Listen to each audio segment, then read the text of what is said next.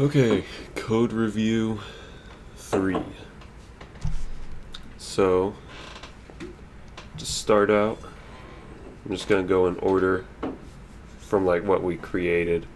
I haven't made a whole lot of progress in my honors project yet though, so I'm just going with what we did last week. So, last week we created 3 new functions in our customer's controller: new, edit, and save. So for the new function, we are going to create a variable membership types from our context membership types and put that into a list. Get our view model from the customer form view model, which is just an IEnumerable of the membership types, and it just includes the customer class as well, or customer model. And then we put customer into a new customer and create our membership types as the membership types. And then we return a view of customer form, which is right here, which is actually not, it's HTML, but it is mostly actually C#. Yeah, I guess I can talk about this. So this is to create our HTML labels and text boxes. We are going to use that customer variable we set here, which is part of the customer class, and we're just going to get the name, street address, city address, zip address, get all those from our customer database there.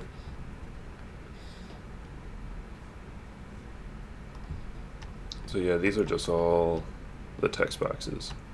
And then here, we're getting the membership type ID, because we included that as well, membership types. And we are going to select from the list, because we're getting the ID here. And here we're going to take the ID, it gets the ID, and we're going to find the associated name with the ID, and that's what we're going to display in the drop-down list. And yeah, that's really it for all of these. The edit function, we're going to get an ID from that, which is going to be whatever customer ID that we're going to edit.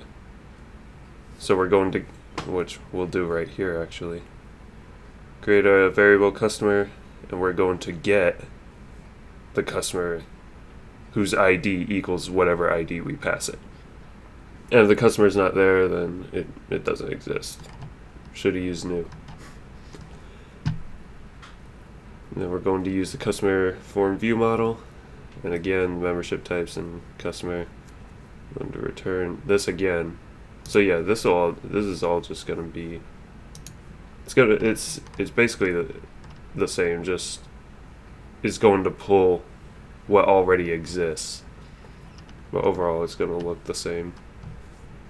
And then to save, if the customer ID equals 0, meaning if the customer does not exist, then we're going to add that customer to the context. But if they do exist, which means that we're editing them, then we're going to find whatever customer we're wanting to edit, the ID, and then we're just gonna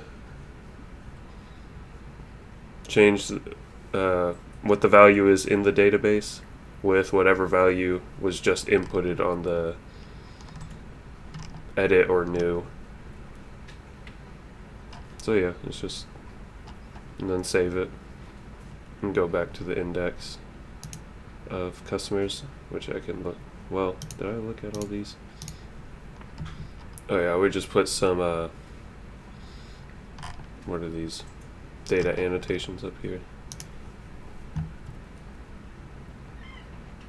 Oh yeah, and all we did here was really just put the new button in, which this always throws me off. This,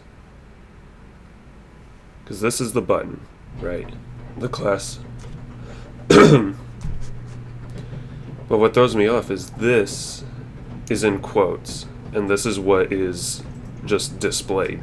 You see new customer on the button, and then these quotes is for the function, the new function of the customer's controller. So that always throws me off. How the functions in the controller are all in quotes. But oh well, I guess I'll get used to it. Let's see. I don't know. It's a little confusing to me. But yeah, that's really it, I guess. I'll show it off, what I got. So if we look at our edit customers, we can see all these here, all these fields with our data annotations. And then new customer, which is our button, which leads to, as you can see down here, or up here, leads to the new action of the customer's controller. We can input everything here. And those are membership types that get converted from ID to whatever their value is. So yeah, that's really it. Again, I'm gonna try to make some more progress in the honors project and show that off at some point. But yeah, that's it.